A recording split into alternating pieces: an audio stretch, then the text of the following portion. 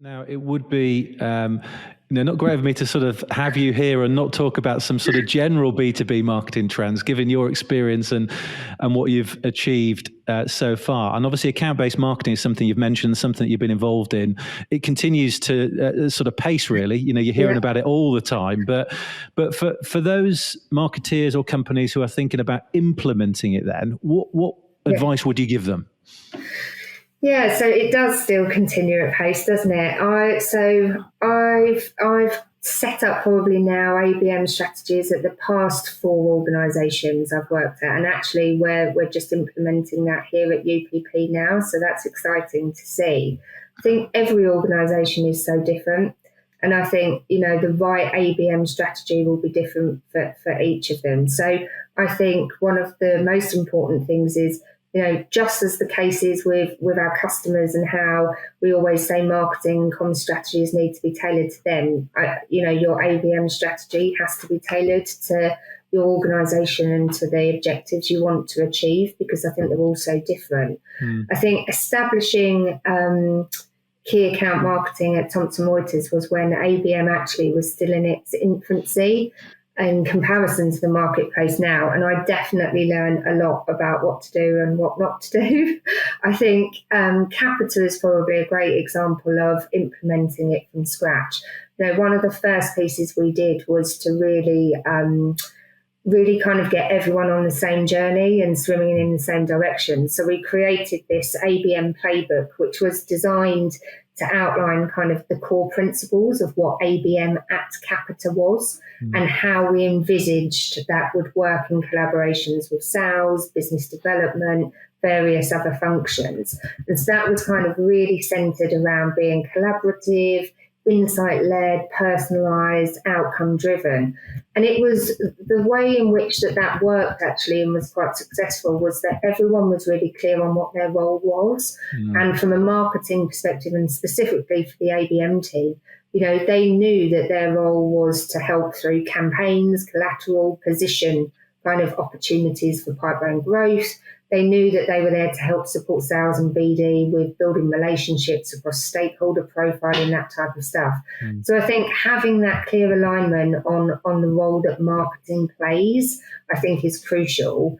At Capita, when I was there, the account team initially made those decisions on which accounts were in the programme, which was just how it worked at that point due to the nature of the business. There was multiple accounts across multiple sectors.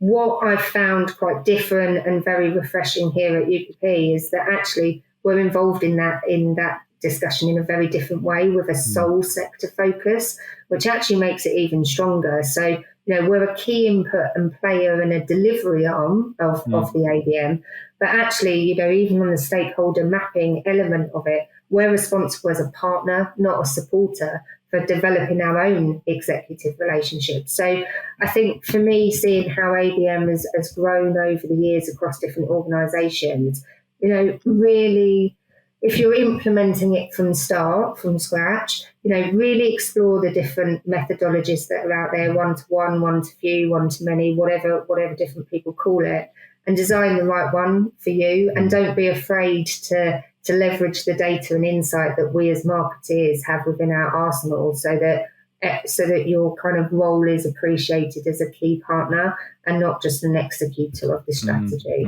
And at UPP, are you tending to sort of work in pods then, are you, quite early on? Is that where you guys are brought in then to sort of help with the profiling earlier on than you have been in the past?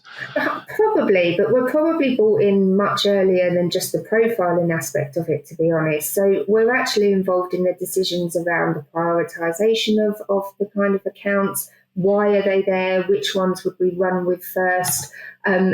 Marketing is definitely what I've found refreshing, and not saying it hasn't been the case at some of the other organisations I've worked at, but marketing is genuinely seen as a true strategic driver of growth. And I think that's incredibly exciting. And whether that is down to the CMO role being on the board, having a seat at that table, I think that does contribute to it. But actually the culture here as well is very much around working together as that team to bring your expertise into the table.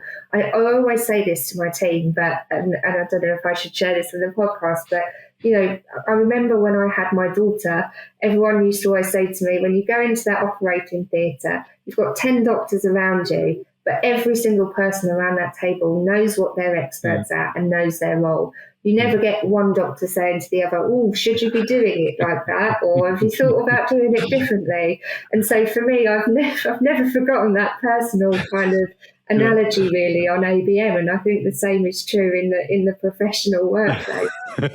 I like that analogy. Having been there myself with my wife, it's good to know that they've all got jobs. Don't use that in the if there's a written element of it, though.